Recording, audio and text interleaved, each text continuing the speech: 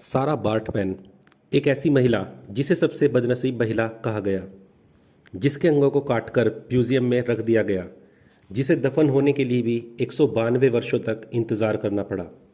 क्यों कहा गया सारा को दुनिया की सबसे बदनसीब महिला? चलिए जानते हैं सारा बार्टमैन के बारे में इस वीडियो में। तो चलिए दोस्तों, वीडियो को शुरू करते हैं बिना किसी देरी के।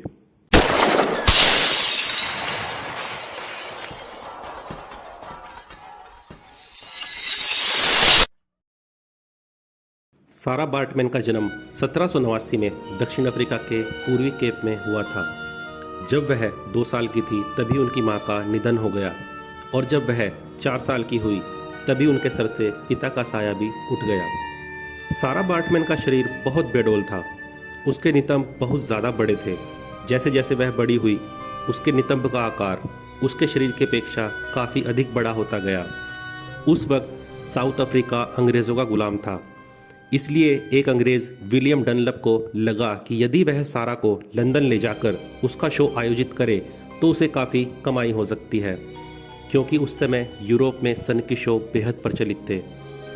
सन की शो जिसमें अजीबोगरीब और बेडौल अंग वाले व्यक्तियों का प्रदर्शन किया जाता था, और लोग टिकट लेकर ऐसे अजीबोगरीब शक्ल सूरत वाले व्यक्तियों को देखने आते थे। लंदन में पिकाडली सर्कस में सारा बार्टमैन का पहला शो आयोजित किया गया, जो कि लोगों में काफ़ी प्रसिद्ध हुआ, क्योंकि विलियम डनलप उसे खरीदकर लंदन में लाया था। तो वह अमीर ग्राहकों के घरों में उसका निजी प्रदर्शन भी आयोजित करता था और उन्हें उसे छूने की अनुमति भी देने लगा। रंगभेद वाले ब्रिटेन में सारा के बेडौल शरीर का काफ़ी मजाक बनाया गया, और कई अखबारों में उसके बेडौल शरीर का कार्टून बनाकर मजाक उड़ाया गया। सन 1807 में ब्रिटिश साम्राज्य ने गुलामों के व्यापार को ख़त्म कर दिया। उसके बाद सारा के मालिक ने उसे फ्रांस के एक सर्कस वाले को बेच दिया, और वह फ्रांसीसी सर्कस वाला भी उसी तरह सारा के प्रदर्शन शो आयोजित करने लगा।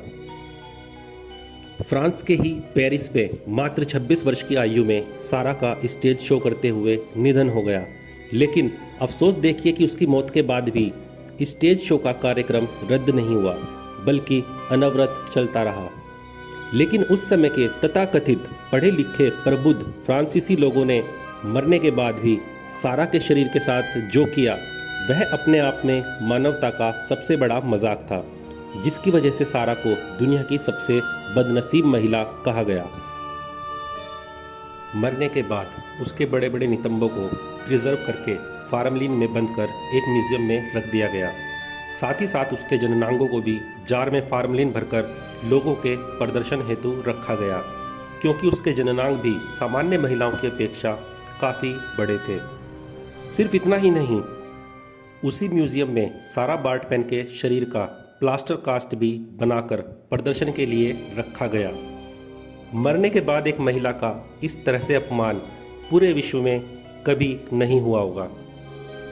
फिर जब 1994 में नेल्सन मंडेला दक्षिण अफ्रीका के राष्ट्रपति बने, तब उन्होंने फ्रांस सरकार के सामने सारा बार्टमैन के अंगों के अवशेष और उसके प्लास्टर कास्ट के प्रत्यावर्तन का अनुरोध किया। नेल्सन मंडेला के काफ़ी अनवरत प्रयासों के बाद अंततः फ्रांसीसी सरकार सहमत हो गई, और मार्च 2002 में सारा के शरीर के सभी अवशेष और उसके प्लास्टर कास्ट को दक्षिण अफ्रीका को सौंप दिया गया। सारा बार्टमैन की मृत्यु के कुल 192 साल के बाद उसके जन्म स्थान पूर्वी केप प्रांत में राजकीय सम्मान के साथ उसका कफन दफन किया गया। सारा बार्टमैन के ऊपर हॉलीवुड में बहुत सी फिल्में बनी हैं, जिसमें ब्लैक विनस और the life and time of सारा और मैन काफ़ी चर्चित भी हुई। आज सारा बार्टमैन दक्षिण अफ्रीका ही नहीं बल्कि पूरे अफ्रीका के लिए एक आइकॉन बन चुकी हैं। दक्षिण अफ्रीका ने अपने एक जलपोत का नाम भी उनके नाम पर रखा है। साथ ही 8 दिसंबर 2018 को केप टाउन विश्वविद्यालय ने अपने मेमोरियल हॉल का नाम बदलकर सारा बार्टमैन हॉल करने का निर्णय लिया। दोस्तों, वीडियो पसंद आई हो तो लाइक कीजिए, शेयर कीजिए और हमारे चैनल को सब्सक्राइब कीजिए, जिससे हमें मोटिवेट मिले आपके लिए ऐसी ही और अच्छी वीडियो बनाने का।